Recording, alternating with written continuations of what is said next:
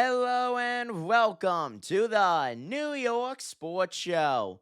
I'm Dominic Konowski, and look, folks, maybe it wasn't the best weekend to wear my lucky Mark Sanchez jersey, but it is without a doubt that the New York Jets aren't unlucky. They're just downright awful at playing football.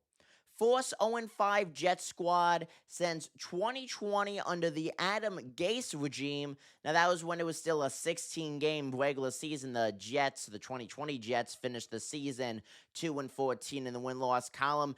And the Jets, after today's miserable 37-22 loss, are now the fourth team in NFL history to start the season 0-5 and not have a single takeaway defensively. Now, offensively, you have offensive players giving up the ball like it's the Oprah show. You get a fumble recovery, you get an interception, you get another fumble recovery. I mean, it's disgusting. And when Glenn talked all the damn talk you possibly could over the preseason, oh, we have some hard-hitting guys.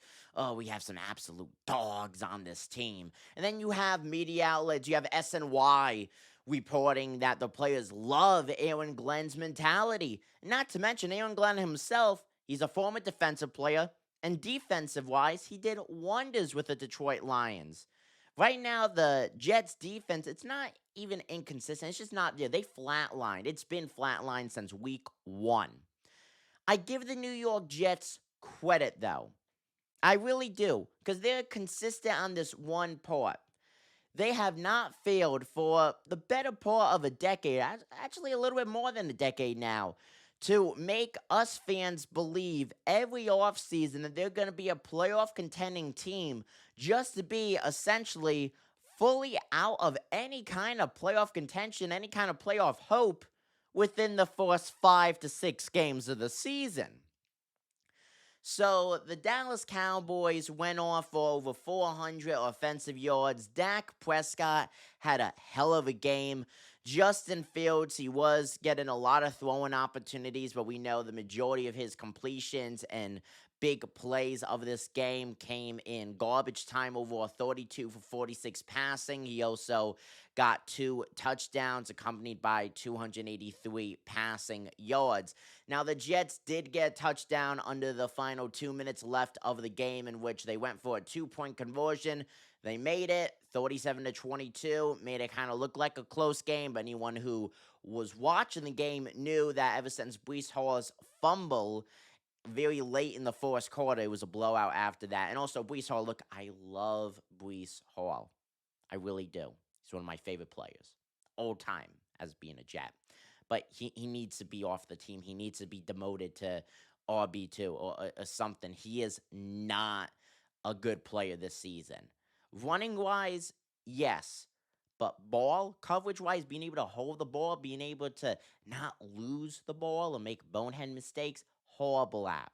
And the entire New York Jets squad, all they're doing is making bonehead mistakes. I mean, these are guys who have played the game of football their entire lives, essentially, since Pop Warner. And they're making some of the dumbest, some of the stupidest mistakes I have ever seen.